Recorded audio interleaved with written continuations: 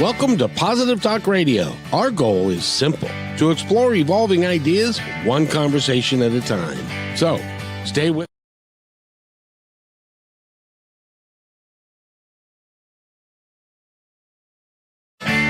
Welcome to Positive Talk Radio. Our goal is simple: to explore evolving ideas one conversation at a time. So, stay with us as right now we present. And welcome everybody to the show today. I am so excited. I kind of got to tell you how excited I am. I'm so excited. So I'll just tell you that. And we have a wonderful guest. Her name is June Edward. And I don't think she's any relation, but she does the same kind of work as that other guy named Edward. That would be John Edward. And she's a psychic medium, and she's also a speaker, and she's a housewife and a mother, and she does all kinds of things, and she's with us for the entire hour. I'm so glad you're here. How are you, June? I'm fantastic, Kevin. Thank you for having me. How are you doing today? I'm awesome, thank you. It's been a busy day. I've got lots going on, and as you know, it's Christmas time, and you're supposed to be winding down. I don't know about that. It is the season. It is the season. And you're so busy. You're like doing 4 podcasts a day. And so you're doing the best you can to get the word out about what you do, which is important. And thank you for it. Oh, thank you for having me. I really appreciate it. People like you that help me get the word out.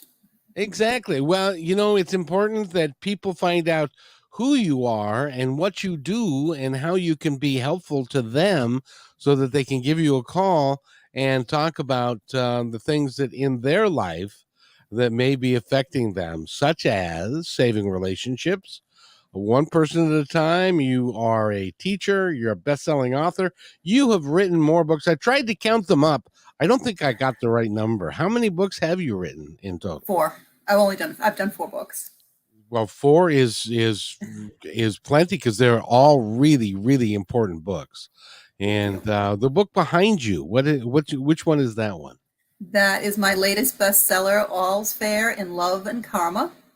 And that teaches people, well, identifies for them what their 5 soul lessons are, why they're here. What's the why behind the relationship? Why are you with the person you're with? Why did you get into this? Why are you doing it over and over again? Why can't you seem to keep money in your pocket? All of those questions. It's like a lot of us seem to date the same person in a different suit. True. Sometimes we're dating our mother. Sometimes we're dating our father. Sometimes we're dating, exactly. And your friends will notice it first. She says, just like your ex-wife. No. Yeah.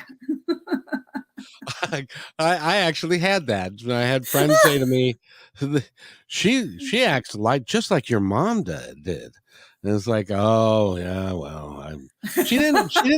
The weird thing is she didn't start out that way. She started out as a very nice, young, pretty woman, and then as she got older, she got. Or you just didn't see it. You had those little rosy colored glasses on. Apparently so. And I think that we all do that. And the first question I have for you is, do you think that before we even my personal belief is that before we even got here, we made decisions about what we were going to be doing in this life and who we were going to interact with and how it was going to be. And so what I have learned is it's quite the process, and we plan everything in our life before we come here. Who we're going to marry, who we're going to date, who we're going to interact with, who we're going to help. And all's fair in love and karma. We owe karma back to people from previous lifetimes that we didn't make amends to. Thus, we are also collecting karma from people that wronged us in a previous lifetime and didn't make amends. And again, it's all, we come back here for certain reasons. We come back here for a mini vacation because when you're on the other side for a few hundred years, you don't have a body. You can't smell, you can't taste, you can't have sex, you can't do any of those things. So it's a little mini vacation to come here and enjoy all those things in your body. You also come back here to collect that karma, to pay back the karma, and to help each other learn those lessons, because you have to learn those lessons for your soul to advance on the other side. I'm a little older now, And I can recall instances and people in my life who have come and gone, but they left a very important piece behind. One of which was the gentleman that got me interested in doing media and doing radio. I haven't talked to him in 20 years, but he came and he suggested it. We did it. He said, "No, I don't like this." He left, and I'm still here. There are no accidents in this lifetime. Everything that happens to you happens for a reason. And you may not be able to see the reason now, but this is why they say hindsight's 20/20, right? You can look in the rearview mirror and you can see how everything in your life is connected to the next thing and the next thing and the next thing and brought you to where you are today. And believe it or not, you are always right where you are supposed to be at any given moment. There are no accidents. Don't have regrets, because your regrets wouldn't have changed anything. That is so hard for a lot of people to understand that concept, because they think, "Oh, I'm the victim and this is what happened to me, and I had no say in the matter, and yada yada yada and all that." And it turns out that that's just not the case, right? Well, we really don't have a lot of control over our life, okay? And the reason we have alarm clocks and we set routines is so that we can feel like we have some control over a world that we don't have control in, okay?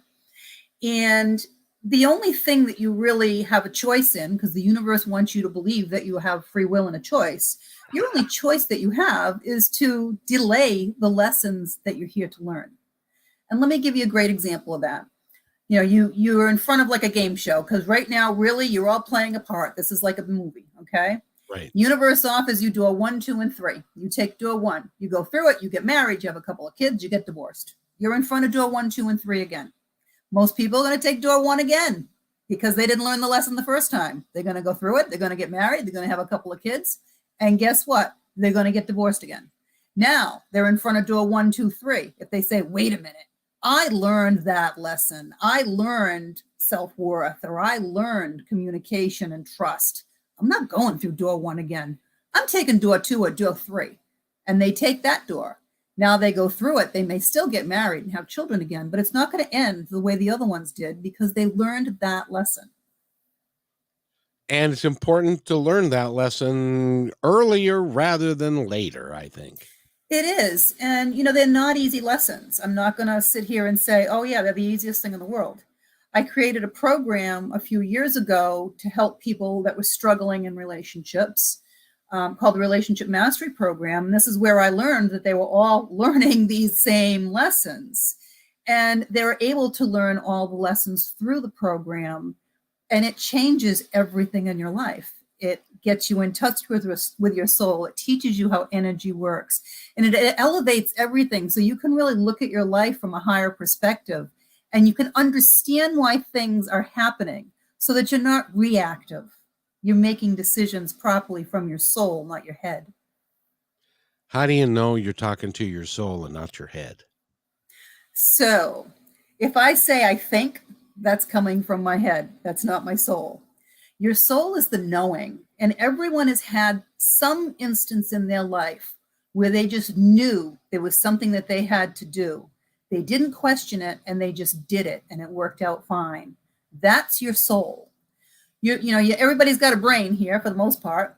But your brain has That's a whole other conversation. Yeah, exactly. But your brain is a computer. That's all it is. It's a computer to help you process your information. But your brain has a specific job. Your brain's job is to protect you. How does it do that? It does it by creating fear. So people make their decisions based on fear. And when you do that, it is literally a crapshoot. It's a 50-50 shot as to whether or not it's going to work out okay, but you're always questioning yourself. If you're questioning yourself, you did not make that decision from your soul. You made that decision from your head. And do you find in your work and when working with people that when they make that decision, I kind of equate it to, I had a conscious thought, and that conscious thought was, why am I really here? And what am I here to do? And when I had that thought, everything changed. all of a sudden these doors opened up of things that I was wanting to do, and it was all laid out for me, because I asked the question. Is it kind of like, I view it like my guides? I was asking my guides, okay, why am I really here, you guys? And go ahead. Exactly. When you get in touch with your soul is pure energy, okay? And your soul is way too big for this body. So some of it's inside the body, some of it is around your head, which is the aura that people see. And the majority of your soul is actually in the lowest level of heaven, which is the fifth dimension. And that orchestrates all the timing of all the events that happen in your life. But understand that the angels are in heaven, all your guides are in heaven, they're all on the other side. So when you actually get in touch with your soul and you start asking those questions, then you can actually start working with the universe, because they're all over there to help you. Everyone over there wants to see you succeed. And nothing in life is ever happening to you. You're not the victim. Everything that happens in your life is happening for you, for your highest and best. And if you cannot make the decision for yourself, then the universe will step in to keep you on your journey. It is amazing. I don't know how they do this. Of course, they're on the other side and they can do a lot of stuff that we don't understand how they get it done. But there are times when I can turn on the radio, and the particular song that I was thinking about, that was talking about what was on my mind, will just play. And I don't know how they Okay, because thoughts are things. Where your thoughts go, your energy flows. And this is how the law of attraction works. Everybody's thought of somebody, right? You think about somebody and all of a sudden they either call you or they show up. Yeah. Thoughts are things. That's the law of attraction. And a lot of times they're giving you messages from the other side. So you're thinking about a song and it comes on. It could be a message from the other side, depending on what the song is or what the song has meaning for you. So they're always trying to give you, just like you can look at the breadcrumbs behind you and see how everything brought you to where you are. Angels are real, okay? They are entirely exist just to help us. They were never human, but you have to ask. That's their rule. If you don't ask, they can't help. But they're always leaving you breadcrumbs and giving you messages to try to take you where you're supposed to go. It can be a very empowering moment in time when you make that shift from, this is what I think I should do, to allowing for it to happen for you. It's amazing when you learn how the universe works and you get into that flow, that energy flow, and you go with it. They just start bringing you things that are absolutely incredible. If you've got to force it, it's not your door. Yeah, exactly. So let's talk a little bit about June. How did you get so smart, and where did you come from? And what planet? Yeah. At what point in time did you have that thought, why am I really here? Why do I have these gifts, and how can I best utilize them? So it's a process, like everything. And I was born with a ton of ability. As a child, it scared the death out of me. I blocked it for the majority of my life. I died when I was 27. I came back here by choice. And at that point, there's no denying. It happened. And it was just such an immense moment that happened. It's like, I couldn't even process it. It took me a long time to process it. It really did. I couldn't even talk about it for years without choking up and crying, because the feelings are just incredible that it just brings back. And it's only been about 10 years, to be quite honest with you, that I allowed my abilities to open up. I started to meditate, and it was like they kicked the door in. And I was the last person that thought they could meditate. I was running 5 businesses at the time, going through a divorce. And I'm like, there's no way I can meditate. I cannot shut my brain off enough to do that. But what people don't realize, it's like a two-way mirror. They can see you, they can hear you. Some of them have enough energy to even touch you, but it's like they're banging on the glass of the two-way mirror saying, I'm here, listen to me. And, when my abilities opened up again, it was just insane. I didn't know how to turn it off. And at the time, I was working in one of my businesses as a medical esthetician, and people were coming into my room to have services, and I'm putting my hand on them, and I know everything there is to know about them. The first one that came in, I started doing a facial. I'm like, did your aunt just die? And she's like, yeah, why? I'm like, I don't know. She goes, how do you know that? I'm like, I have no idea how I know that. I'm like, did you clean her house out last weekend? She goes, yeah, we did. I'm like, oh. I'm like, did you find one of those sock puppets that looks like a monkey from the 1950s? How random is that, right? She's like, yeah, we found one in the attic. I'm like, oh my God. Well, and that had to be reassuring at the same time scary. Reassuring nothing. I'm like, am I going crazy? What the heck is going on here? And the next one that comes in, it's like, you have 5 Christmas trees? She's like, how do you know that? I'm like, I don't know. Something weird's happening to me here. So kind of go with it. I'm like, you got a little girl that's around 4 or 5. You bought her like the big Barbie house for Christmas. Yeah, I did. Have you been to my house? I'm like, no, I swear I haven't been to your house. I'm like, I can describe your house though. I know exactly what it looks like, which I did. And I'm like, and you got your husband this for Christmas. You've been in my, I'm like, I swear. Now I'm like, is she playing along with me? And I'm like, this is just crazy. And it continued one after the next. And then by the 4th one, the woman walks in the room and I've got a full-fledged dressed soldier following her in. I'm like, oh my God, what's going on here? So I'm like, and he just comes and stands next to me. So I'm like, are you a widow? And she goes, yeah, my husband passed away a few months ago in the service. I'm like, oh, he was in the military? She goes, yeah. I'm like, oh, he had a message for you. Would you want to hear it? She goes, absolutely not. I'm like, okay. So now I'm trying to tell this guy telepathically. I'm like, listen, I'm sorry, but she doesn't want to know you're even here. I'm like, please just,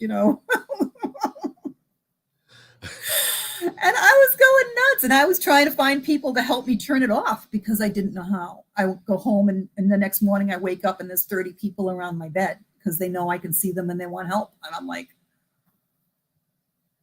I didn't know what to do. But it's the old adage, when the student is ready, the teacher will appear. And the universe made sure that, I had 2 wonderful teachers to bring me and learn how to control it enough so that the rest of my education came from the other side. Well, it's funny that reminds me of that scene. I forget the name of the movie about Whoopi Goldberg. When Ghost. she was Ghost, Ghost, that's right. Yeah. And suddenly there were tons of people around because they figured out that she could do it. Yeah. Well, the energy attracts these, the energy like that attracts. And it's why when there's a lot of haunted houses. And when you go to a haunted house, there's lots of ghosts because they all kind of gather together. They attract each other. Now, why do you think? Oh, go ahead. When I'm doing mediumship and I'm bringing, say you wanted to come talk to your mother and you're coming to sit next to me. So everyone on the other side that knows you in any way, shape, or form, or knows everyone and is hoping maybe I'm going to slip up and they're going to sneak in and get a message to somebody that okay? There's thousands of them crowding around wanting to come through. So you have to play mini detective too. I don't. So there's a hierarchy on the other side. There's hierarchy everywhere. Everybody's got a job to do, the same as they do here. And everyone has a gatekeeper. So if you choose to, everybody has mediumship and psychic abilities if you choose to develop them. And everyone has a gatekeeper. And the gatekeeper is the person that, number 1, keeps them at bay because you are always in charge. So if I'm not working, they are not allowed to come through to me unless it's an emergency. And that's only happened twice so far. There have been 2 emergencies that they were allowed to come through. And he also makes sure that he lines up the people that are supposed to be coming through to me as I'm asking for them. People don't come through randomly. So if you're sitting in front of me and you want to talk to your mom, I have you call her, and that's usually who shows up first. But sometimes they play games and they might send somebody else first to introduce them or something else. For the most part, that's who comes through. But Bobby Kennedy's not going to come through because you're sitting there. He's got no connection to you, as far as I know, and has nothing. You know what I mean? They're not random people. Anybody that comes through has some connection to you and is there for you. What's interesting about that, June, is that there are people that say, oh, it's a bunch of hogwash and it's fake and it's not real. What you just said is the same exact thing that my friend Kim Miller said 20 years ago when I asked her the same question. And she said, I have a gatekeeper. His name is Samuel. It's like he is at the, they used, for those among you that are a little younger, there used to be something called a phone booth. And that was, you go into the phone booth and you put your dime in or your quarter in, and you can talk to people. She said to me that Samuel is the keeper of the phone booth. You can't get into the phone booth to talk to me unless he approves it. Exactly. Exactly. And so from that standpoint, and she knew, and so it's real. It's like being a journalist. You have to have multiple sources. I have multiple sources that they all tell me the same thing. So what Exactly. Yeah. what you're doing? And you know is, what? I'm not here to try to convince anybody of anything, to be honest with you. Don't need to. If whoever's listening to me and needs to hear something that I have to say, then you're not here by accident. You're here for a reason, number one. And secondly, our belief systems are based on what people have drilled into our head or what we've experienced. And growing up, I didn't think any of it was real, to be honest. I believed in a higher power, but I was exposed to lots of different religions, and they're all right and they're all wrong, and they all serve a purpose. When you get to the other side, you'll know there is only one. That's all there is one. There is one. Doesn't matter what you want to call it, is one source energy, one God, one whatever. And, it's funny because I met my first atheist probably about 8 years ago, and it's a guy I've known for many, many years. He was so instrumental and helpful for me in one of my first businesses to help me succeed. And no idea he was an atheist. And when my abilities opened up and I tell him what I did and I tell him about, my passing away at 27, that's when he told me that he's an atheist. He doesn't believe in God. He thinks we're all like ants, and when we die, that's the end of it. And I'm like, oh my God, I can't wrap my head around that, right? Right. So I asked him, probably about a year ago when I saw him, if he's still an atheist, and he's getting a little older and things have changed. He goes, no, I'm not so much anymore. He goes, I've had some things happen. So things that happen in your life change your belief system. And I've never seen an atheist on their deathbed. No, you end up having. I had a friend that we used to go out to breakfast every now and again, and he didn't seem to be a religious man, but he would always pray when we were going to have breakfast. And I said, well, you don't seem to be a religious guy. Why are you praying? And he said, look, man, I'm just not taking any chances. Smart man. It doesn't hurt you to just, take, hope for the best, right? Exactly. And, so it's really interesting. So, every culture has their own thing and stuff like that. And it's really big. And, if that's what's been drilled into you until you find differently, Yeah. Yeah. Well, and go ahead. My first boyfriend was Portuguese, and mother had the Mary in the bathtub in the front yard and the little Mary statue in the car, and all praying the novenas on the road. I used to think it was, well, let me tell you something. The first time Mother Mary came through to me with Archangel Raphael, I'm like, they're real. They're absolutely real. And I have a thyroid issue, so I've had biopsies many, many times. They do them without anesthesia. They do them without anything. I just call on Archangel Raphael and Mother Mary because they work together to take away any pain, and I don't feel a thing. Oh, that's amazing. They're real. Yeah.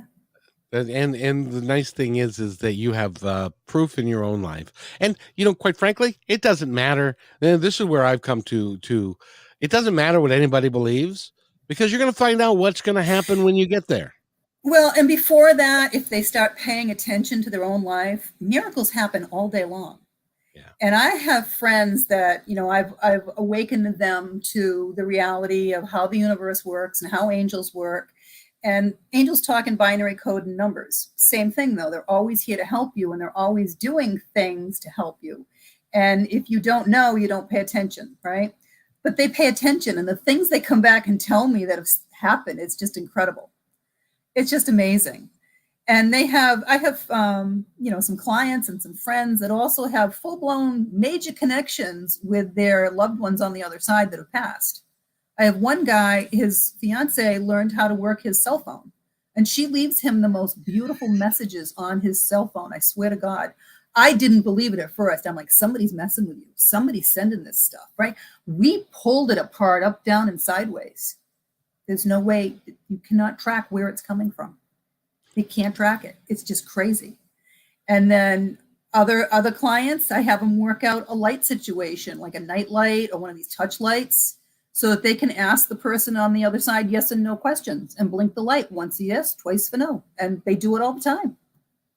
Isn't that cool? Isn't that cool? Yeah, it's great. It's wonderful. They're there. They're always there. They are. And in fact, I have now both my parents are passed. My dad passed, I think 16 years ago now. My mom passed 2 years ago. She was a fundamentalist Christian. And the first thing that I'm told that she said when she got there is, "Why are there so many people here?" And and the other thing, she looked at my dad and said, "Why are you here?" Oh. So, but because my dad did well financially in life, and he left me a little bit of money, and I've decided that I'm using that to do these shows so that I can bring people like you on. And he tells me, or I think he's told me, that he's extremely proud of the work that I'm doing, and that I'm helping build his legacy with his money rather than just giving the kids the money so that they can buy a new car. I'm sure, because they always want to be remembered. That's big with them. They don't want to be forgotten. They're big on legacy. And, a couple of times, when I bring somebody through for somebody, just say you want to talk to your mom, okay? You have questions. You're so excited you want to talk to her, but they don't care. They want to talk to you 100 times more than you want to talk to them, okay? Because they've been trying to talk to you for so long and you don't see them or hear them, and I'm a facilitator.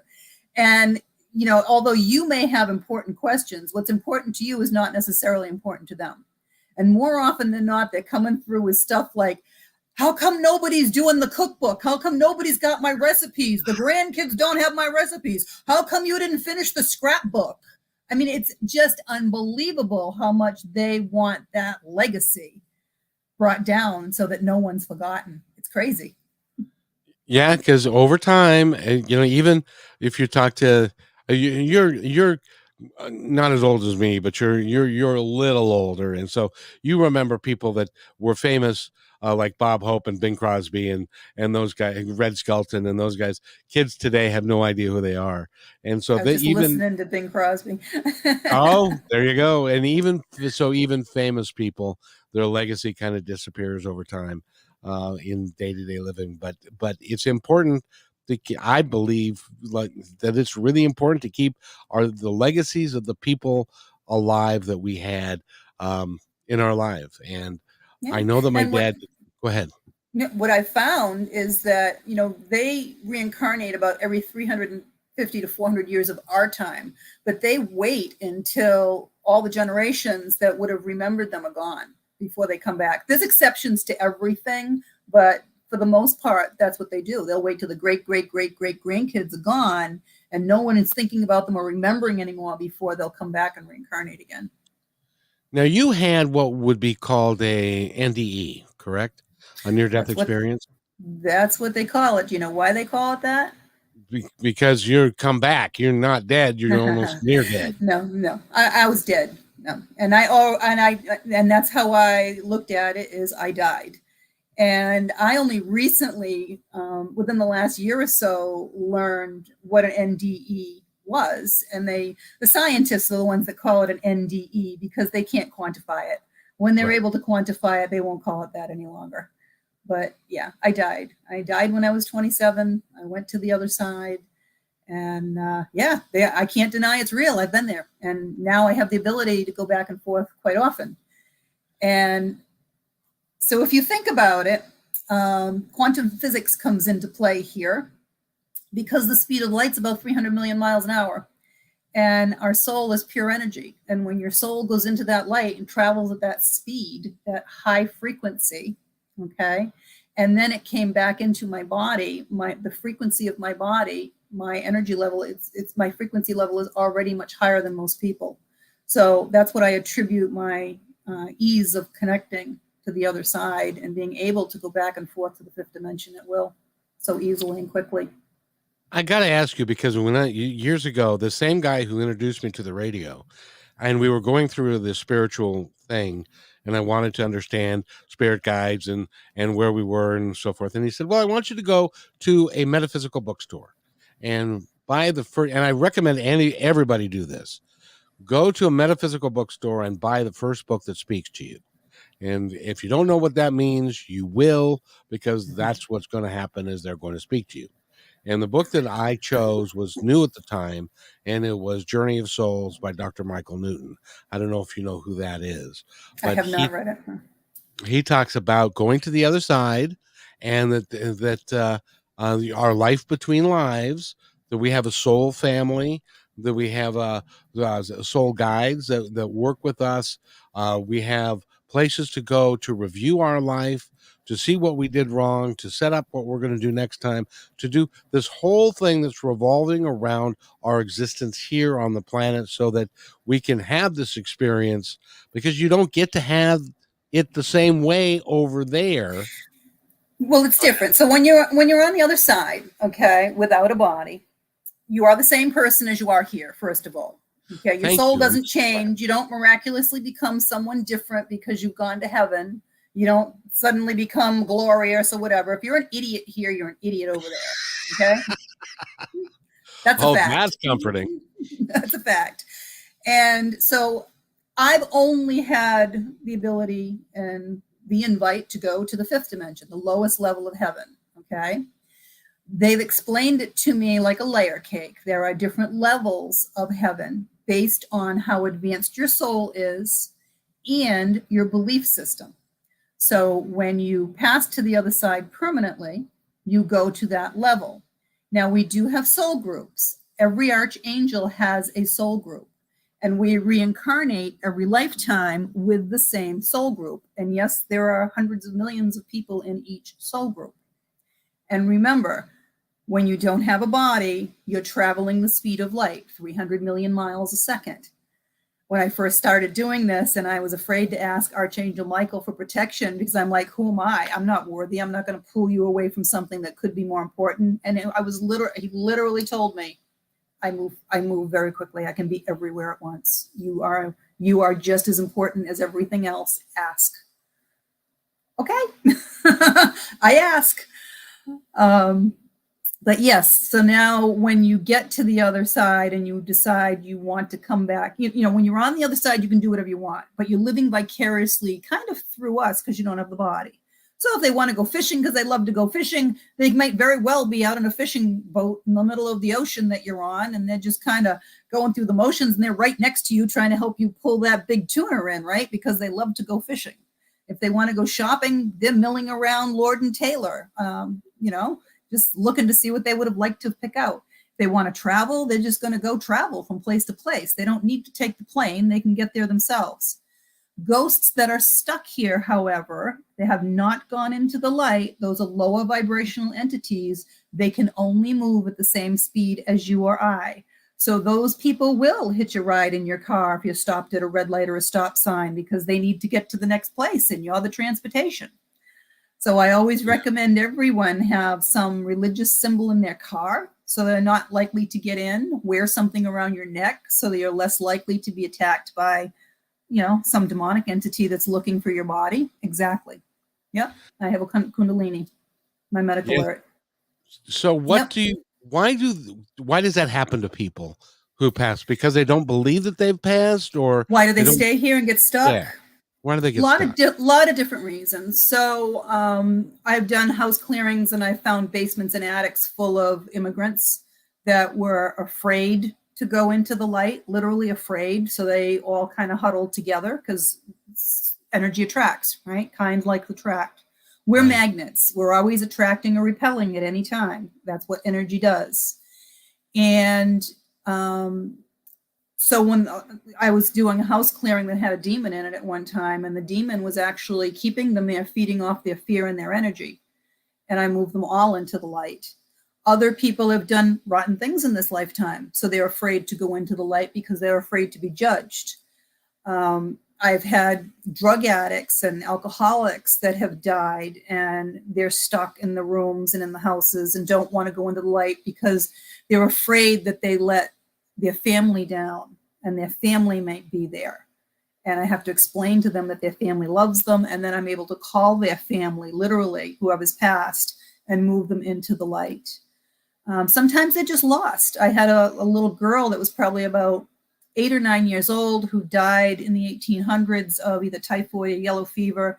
And she, family lived on a farm at the time, and since then it's been developed. And she was haunting a dozen houses, going from house to house, calling all the women in the house, calling them mommy, looking for her mommy. And I was able to move her into the light with her mom. So there's lots of different reasons. Now, when you move them into the light, I assume that the light accepts them readily. It's energy. Is that correct? It's just energy. Yeah. It's just energy. They go into it and boom, they're gone. But they can come back right away too. So I did a missing person case a few years ago, and I thought he was still alive because the energy is the same, and he did not want us to know he was dead. So psychically, he's telling me all these places that he's going, and he was there. His soul was hitchhiking, in cars and trucks, and he was taking us to all the places that he used to work at when he was alive. And we were looking for him, and he wasn't alive. He had passed, but he did not go into the light. So I'm picking up on the low vibration energy like he's human. And after we found the body and we knew he was dead, I had the family over and we called him, and he showed up, and he hadn't gone into the light because he didn't want to leave his family. So I got him to go into the light, and he immediately came right back. And he was happier then, wasn't he? He was, and he also wanted to tell, he actually hadn't married his wife. They'd been together for like 20 years, and they never actually had a ceremony or anything. And he wanted to tell her that he'd always wanted to buy her a ring. Oh, yeah, I had no idea. I thought they were married. I had no idea, but this was what he wanted to tell her when he came back. Yeah. And by the way, Virgil from Virgil Kane, that's a song that I used to know. From Manchester, England is joining us. So thank you, Virgil, for being here. And we are talking with June Edwards. She is an amazing psychic medium. She works with people to help you get through the bumps in life. Thank you. I was going to tell you the story of I call it pumpkin pie, and tell me if this is true from your perspective. And that is, there are 3 souls in heaven, and they're standing there and they're talking about reminiscing about their time on Earth, and the 2 of them are saying, yes, my favorite thing is to go to Thanksgiving, what's your favorite part of Thanksgiving? Oh, it's the pumpkin pie. And the third soul said, well, I've never had pumpkin pie. I have no idea. I've never had Thanksgiving. And so they tried to describe to him what pumpkin pie was. And it's, it's got this, and it's got the flakiness, and it's got the stem, and and they couldn't really describe it for him so that he understood it conceptually, but he couldn't taste it. And so he says, well, gosh, next time I go down, I'm going to have to make sure that I land in a place that's got Thanksgiving, and then I can have pumpkin pie. So he does that. And then he lives his life, and he dies and comes back. And the 3 of them are having the same conversation. And he says, I see what you were saying now. I love my pumpkin pie. Is that real? Is it real? Probably. Is that possible? Do people do that? I don't know. I don't see why not. We only have, we have lots of different experiences, and we come back, we reincarnate as men, women, Chinese, Japanese, black, brown. We come back, our soul comes back in anything based on the experiences that we want to have this journey. Okay. So this is why maybe you live in California, right? Or Seattle. Maybe you live out there.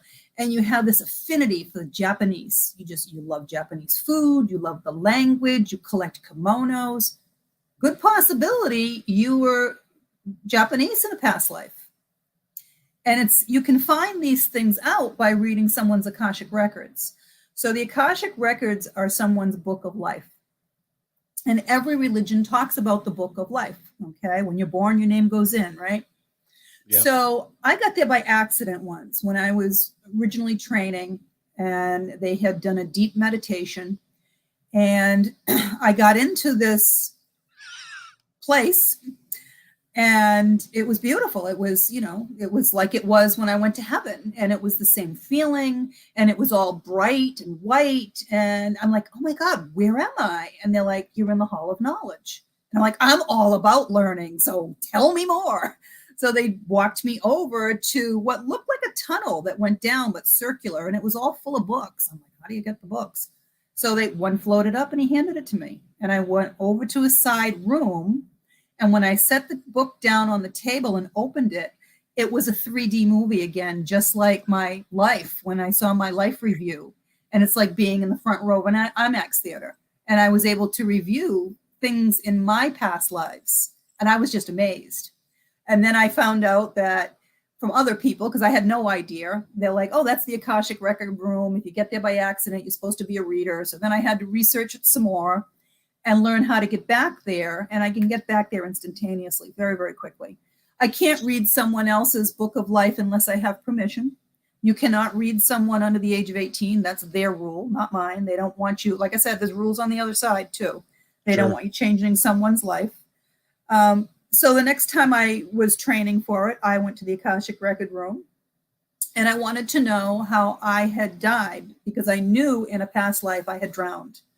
In this lifetime, I loved swimming, loved going underwater, loved diving. And when I hit 12 years old, something happened and I panicked and I couldn't go in the water anymore.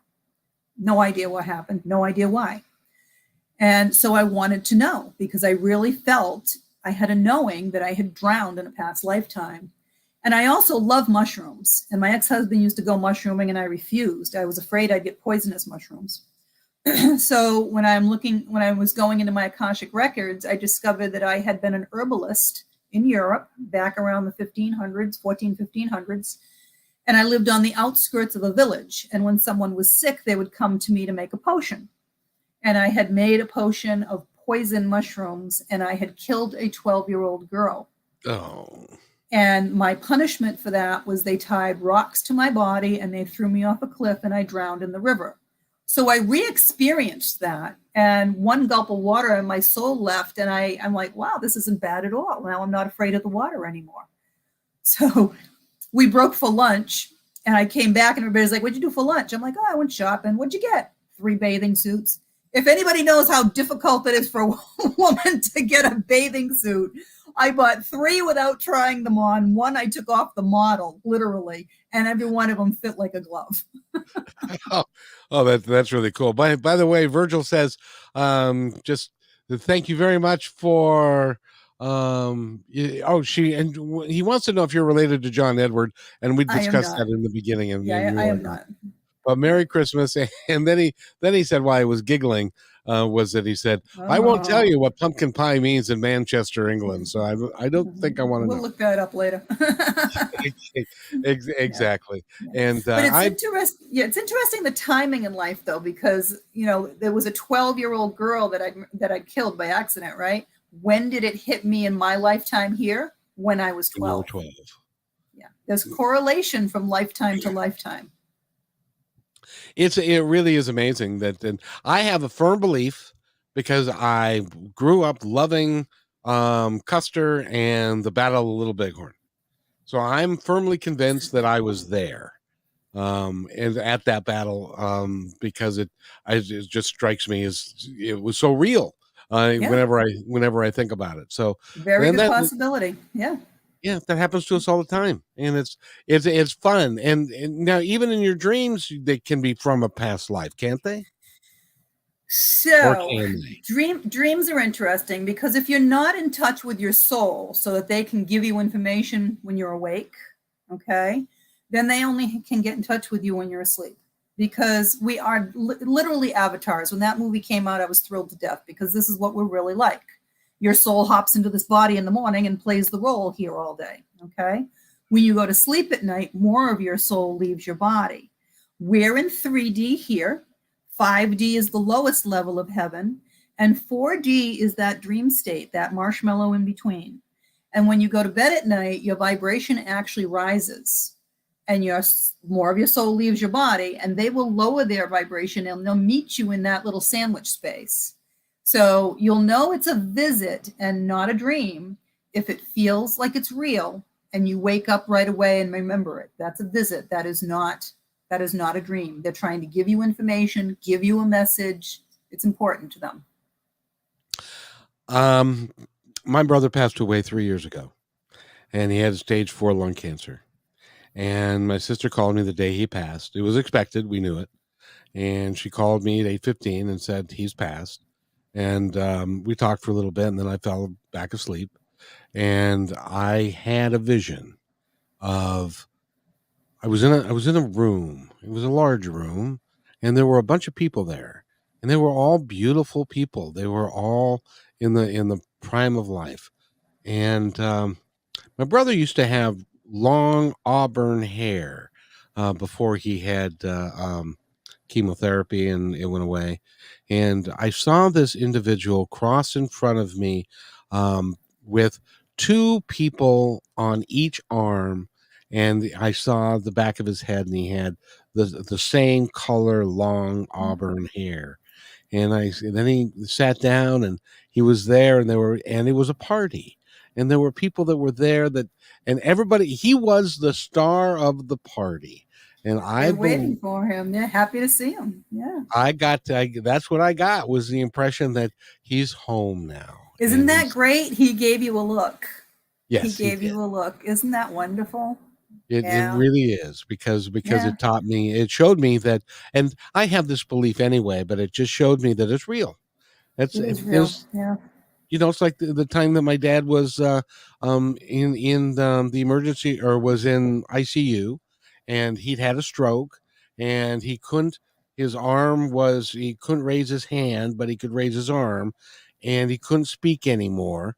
And he pointed up at the ceiling and started talking gibberish because he couldn't speak. But there was a light in his eyes, and there was an understanding in his eyes of this was, and I'm convinced that it was his mom and his other folks and stuff like that were there. And it really is comforting when you look at those things and you see them. It really is comforting, don't you think? So my parents both died a few years ago at the age of 93. They died at the same age, the same day, December 21st, 1 year apart. Okay, you can't make this stuff up. No, you can't. Now, my dad had been sick for quite a few years. He had prostate cancer and then bladder cancer. And of course, what I did was just phooey. I'm just a nutbag. I'm just crazy. So I went in to see him one day. I'd go see him almost every day. I went in to see him one day. He goes, I have to ask you a question. I said, what? He goes, I want to know about what you do. I said, really? He goes, yeah. He goes, I've been waking up for the past couple of weeks, and I see my mom standing by the side of the bed. And then after I've been awake for a couple of minutes, she disappears. He goes, but it's every day. I said, oh, that's great, Dad. I said, since she's been standing next to you for almost a year. He goes, well, why does she disappear? I said, because you're still more in your soul when you're sleeping. And then you wake up and you start to get more into your head and you refuse to believe it. So then you don't see her any longer, but she's still there. I said, she's been there. I said, she'll be taking you when when you're ready. She'll be there to help you go to the other side. That's what they do. So my mom, 1 year later, it was very quick, had no idea that she had cancer at all. She had stage 4 hole in her lung, took her to a doctor's appointment and straight from there to the emergency room. And even then, they just thought it was a collapsed lung and thought she'd be fine until the next morning. And I watched her soul leave her body. It was just, she knew I wanted to see that. I'd had a show the night before and I didn't want to leave her side, but I was hired for this event. I couldn't just not show up. They'd sold hundreds of tickets. I'm like, Mom, I have to go to this event. I said, I will be back as soon as it's over. I promise. Wait for me. You know, I want to see your soul leave. And I got in my car to go and I panicked for a second because I felt her take my hand in my car. And then I just heard, it's okay. I'm waiting. I'm like, okay. I did the show. I went back. I stayed with her through the night. I watched her soul leave her body. She immediately, and as much as it's crazy, I immediately saw her go to my father and my two sisters on the other side. I'm like, oh my God, you gotta be kidding. And mind you, we found out when my mom was in the nursing home at 92 that she'd been adopted. And now she's got her real father, her adopted father. Her real father was her uncle. Back then, family adopted you because they didn't want a scandal type thing and keep you in the family. So her father was, her uncle was really her father. Her mother was really her aunt. And her real mother was the butcher's daughter who wanted nothing to do with her and who would hide when she saw her. Okay, this is 90 years ago, 100 years ago now. And they were all arguing over who was going to bring her to the other side. All night long, I'm hearing these people arguing over who's going to bring her to the other side. And when it was finally time to go, they all came through to bring her with Archangel Michael and brought her to the other side. And she immediately went to my father and my two sisters. I couldn't believe it. I'm like, oh my God, you're going to see him on the other side. And he thanked her. I saw him thank her for having lived this life with him so that he could learn what it was he needed to learn. And I'm just sitting there going, and then I went home. I had to go home and feed my dogs. I went home and I'm saying to myself, I was so tired. I've been up for 2 days now. And I brought her things and I just brought them downstairs and I put them on top of my washing machine. I went upstairs to go to bed and I'm lying in bed and I'm saying, oh my God, did I take her crocheted scarf? I don't want to leave that behind in the hospital. I know she had it tucked under her pillow, right? I'm like, oh God, I hope I brought this home because they'll take it away and throw it away. Oh, sure, sure. And I come down the stairs after taking a nap for about an hour and there it is in the middle of the kitchen floor. Then I go into the living room and I knew she was there. I smelled her before I saw her. You bet. And then my kids, of course, I have one child who's he's military and he's pretty high up there. And he's like, yeah, I don't believe anything you do, Mom. Yeah, So he calls me up. He goes, first thing out of his mouth, I don't believe anything you do, right? I'm like, yeah, your point. He goes, Grandma came to see me last night. I'm like, I guarantee she did. You were her favorite. He goes, yep. Woke up at 1 o'clock in the morning, sat bolt upright in bed, and she's standing right there at the foot of the bed. I'm like, yeah, my son, the atheist, had the same experience with his grandfather. He's no longer an atheist. He doesn't have any idea what's happened. Anyway, June, I have to go, and I want to honor your time. I want to thank you for being here. Go to JuneEdward.com, look her up, give her a call. She can do, and she's an amazing woman. And you're going to be back on the show next week at 4:00 on the same channel, YouTube. So I want to thank you for being here. Is there anything else you'd like to add before we go? Thank you so much. Enjoy the holiday season. Be kind. It costs nothing. Be kind. That's what I say at the end of every show, and I'm going to end it with this show because I always say, be kind to one another because each other's all we've got. So I will play that and wait right there, and I'll be right back. Hey, thanks for enjoying this episode all the way to the end. Please give us a like and subscribe to this channel. This has been a production of PositiveTalkRadio.net. Please visit our website, oddly named PositiveTalkRadio.net, for more details about us and our mission, which is to provide great positive programming designed to inspire us all. I'm Kevin McDonald, and I'm proud of these shows, and I truly hope that you'll like them and share them with friends and family. So on behalf of our entire team, remember, be kind to one another because each other's all we got.